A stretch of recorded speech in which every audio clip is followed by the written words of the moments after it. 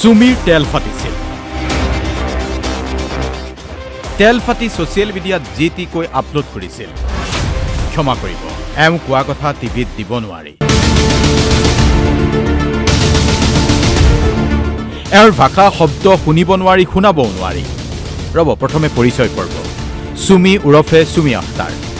এতিয়া এওঁৰ ঠিকনা কাৰাগাৰ। এওঁ হেনো ইউটিউবাৰ। ভালকৈ চাই লওক। এওঁ অসমীয়া জাতিক 14 পুৰুষ পূজাৰী অশ্লীল গালি পাৰিছে। মিউট কৰিও শুনাব নোৱাৰাকৈ অশ্লীল গালি পাৰিছিল অসমীয়াক। নিজকে মিয়া বুলি কৈ অসমীয়াক জাতত ধৰি গালি পাৰিছিল চুমি ওৰফে চুৰিয়া বেগম ওৰফে চুমি আখতাৰে। আৰু তাৰ পিছত দল সংগঠনৰ মাজত তীব্ৰ প্ৰতিক্ৰিয়া। দল সংগঠনৰ প্ৰতিক্ৰিয়াৰ পিছতেই ৰঙাঘৰৰ আলহী। আৰক্ষীয়ে ধৰি অনা সময়ত এওঁৰ বেশভূষা চাওক। ছ'চিয়েল মিডিয়াত টিঘিল গিলাই থাকি এতিয়া আৰক্ষীয়ে ধৰি লৈ অনা সময়ত বোৰখা হিজাব সকলো পিন্ধি আহিছে, মুখ দেখুৱাব নোখোজে। ইউটিউবাৰ চুমি আখতাৰাই যি অসভ্য অশ্লীল গালি গালাজ মন্তব্য কৰিলে, যাৰ কাৰণে আমি ছাত্ৰ মুক্তি সংগ্ৰাম সমিতিয়েও প্ৰতিক্ৰিয়া ব্যক্ত কৰিছোঁ। বিভিন্ন দল সংগঠনৰ প্ৰতিক্ৰিয়া ব্যক্ত কৰাৰ পাছত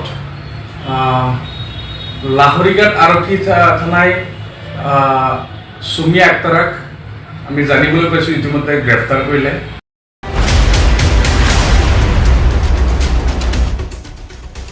জাতিবিদ্বেষী অশ্লীল গালিবৰ্ষণৰ পিছতেই হোৱা দোৱা লাগিছে।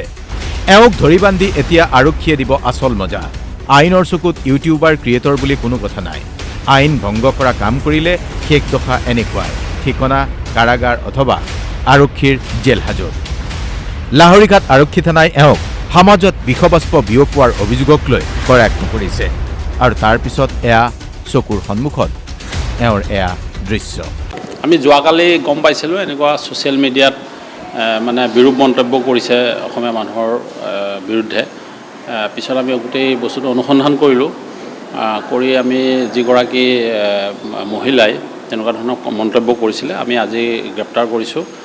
লাহৰীঘাট থানাত আমি গোচৰ ৰুজু কৰি তেখেতৰ বিৰুদ্ধে ব্যৱস্থা ল'ম।